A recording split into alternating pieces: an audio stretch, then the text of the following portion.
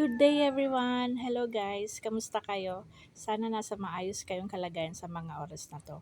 And for today's video, ito pala si Picapet aglonema. Ayan, so irerepat natin sila guys kasi para ma-check ko din yung roots nila kung okay, kung wala naman narurutra, kung healthy. Ayan, so okay naman yung mga roots nila. And itong si Picapet is ano na siya, mother plant type na. And nabili ko pala siya ng 250 pesos. Ayan. So ililipat natin sa white pot, itong cute na white pot. And yung gagamitin ko palang soil mix is yung coco peat and rice hull. Yung dating potting mix lang naman nila. Kasi nakita ko, na-check ko, okay naman. Ayan, yung mga roots. Wala namang problema. So, gusto ko lang kasing iripat para makita ko and para uniform yung mga pots nila. Ayan. So, minsan kasi guys, yung nabibili natin pala, minsan infected na din ng fungus. Kaya, ayan, sinecheck ko na. And para makita ko kung ano talaga yung potting mix na gamit nila. Ayan. Napakaganda ni Picapet aglonema. Nakikita ko lang siya dati sa mga online. Matagal na yung mga pandemic days and kung kung sa mga aglonema collectors din, alam niyo yung price talaga dati ni Picapet aglonema. So ngayon 250 pesos and hindi ko na din muna siya ipopropagate. Antayin ko na lang siya magka-babies. Ayan. So may mga coco chunks siya pero ayoko siyang ihalo sa aking aglonema kasi nag-stack talaga siya ng water. Kaya mas gusto ko lang yung well draining, yung coco peat na konti and may rice hull. Okay na yan. So hindi ko ginagamit yung dati ko soil mix kasi meron naman, okay naman yung potting mix nila. Di ba ang ginagamit ko soil mix is loam soil and rice hull. Ayan. Ayan na si Picapet aglonema. Ang ganda. Ayan na. So, isunod natin tong si Pink Emerald.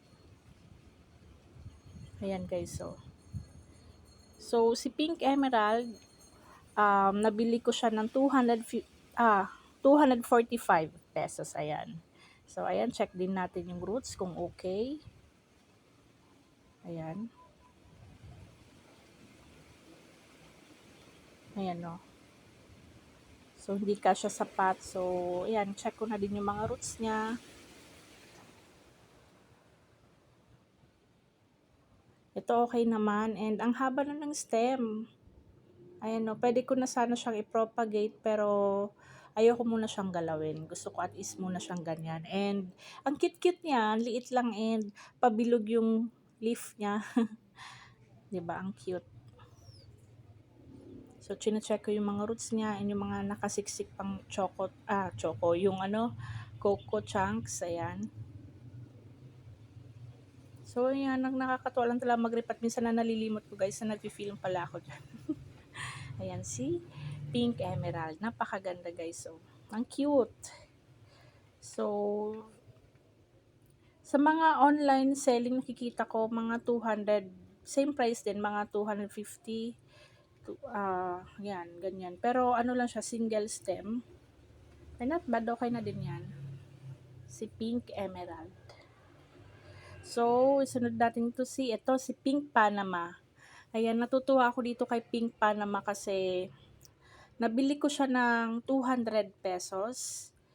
And ayan, kung nakikita nyo yung mga roots niya, natuwa ko kasi ang kapal ng roots niya.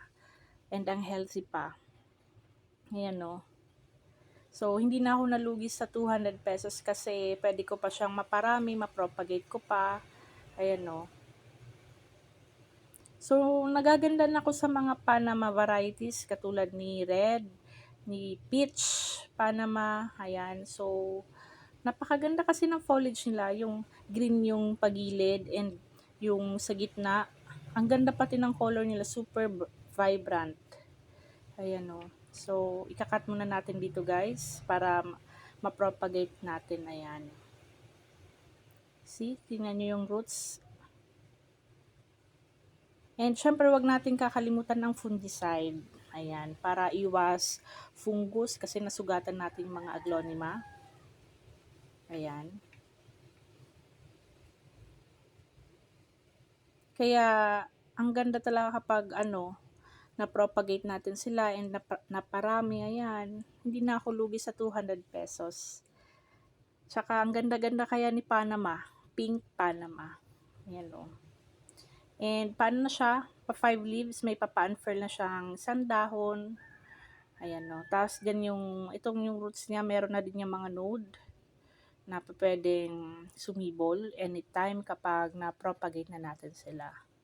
Ayan, so chine-check ko ulit. So ikakat ko pa pala dyan guys kasi medyo hindi pa naka-usli pa kasi yung niya.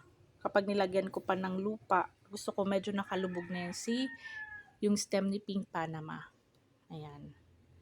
So isa pa, kakat ko pa dito. Ayan. Iniwasan lang natin matamaan yung node kasi sayang. Ayan. Sayang kapag natamaan kasi natin yung node, 'di ba? Tapos, syempre, ayan na, lalagyan ulit natin ng fungicide. Ayan. So guys, magpapasalamat pala ako sa mga new subscriber. Thank you so much. And yung mga dating mga subscriber, maraming salamat. At yung hindi pa po nakakapag-subscribe, please subscribe, like, comment, and share po. Maraming salamat. And sana na-enjoy nyo tong video to. Ayan. Ako enjoy talaga sa pagre-repat na yan guys. So, kasi yan isa sa favorite kong gawin. Alam niyo yung nakaka-relax, basta therapeutic siya para sa akin. Ayan o. Siya si Pink Panama.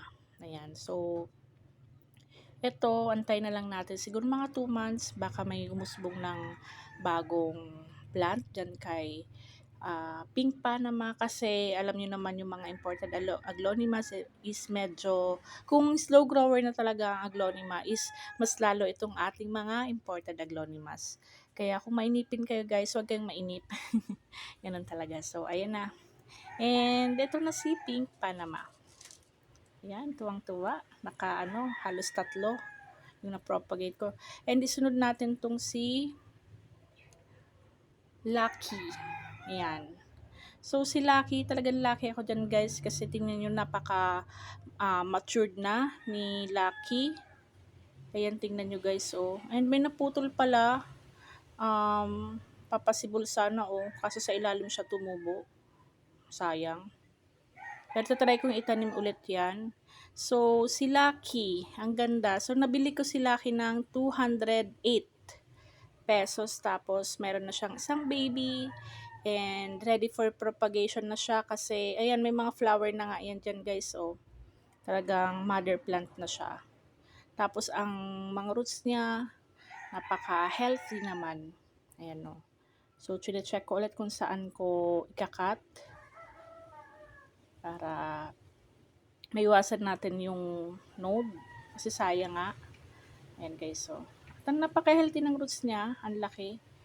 Tapos siguro dun medyo ewan ko, hindi na sila nagpa-propagate kasi tingnan nyo yung nabili ko guys. So, may isa ng baby pero hindi nila pinaghiwalay and binenta na nila. Siguro, wala, tinatamad na sila mag-propagate. Ayun.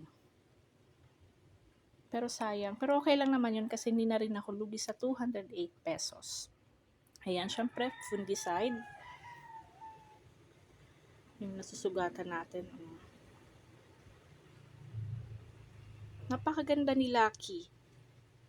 And kung titingnan nyo si Lucky and si Frozen, kung unang tingin, medyo, oo, same sila ng pattern, pero si Frozen is medyo light yung color niya and mas malapad yung dahon niya. Itong si Lucky, medyo pahaba and mas dark yung color niya. Ayan.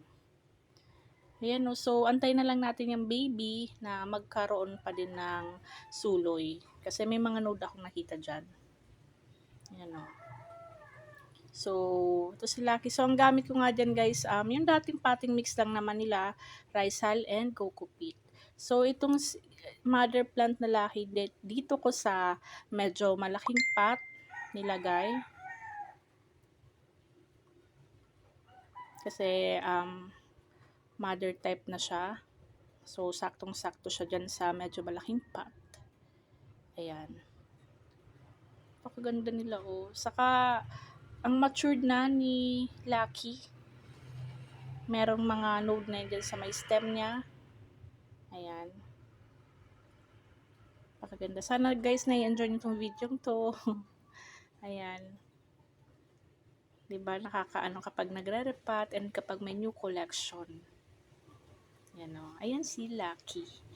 And, isunod na natin tong yung pinakamahal, guys. Ayan, orange sombat. So, nabili ko siya guys ng 561. Ayan. wag nyo na akong i-judge. Oo, medyo mahal yan. Pero, yan lang naman. And, syempre gusto ko. And, si Habi naman sabi niya, sige na, bumili ka na ng isang medyo mahal-mahal. Ayan. So, sige lang kako. Okay. Pero, ayoko pa sana bilhin si orange sombat. Tapos, hindi ko na pala ginalaw siya sa yung mga roots niya, hindi ko na ginalaw para hindi na siya ma-stress. Kasi nga, mahal yan si orange sombat. Ayan. So, buti na lang sakto naman siya dyan sa isang pot. Medyo babawasan ko na lang onte yung ibabaw niya. Ayan. Napakaganda. Ayan, nakakatuwa. Ayan, okay. So, ayan na. Yan na yung ating mga bagong collection sa ngayon. Ayan guys, so sana soon magawan na ako ni Habi ng plant track. Ayan, para maganda na siya dyan sa may likod and may mga space na yung iba kong plants. Ayan. So, sana nagustuhan niyo itong video itong guys. Ingat kayo lagi. Bye-bye. Thank you for watching.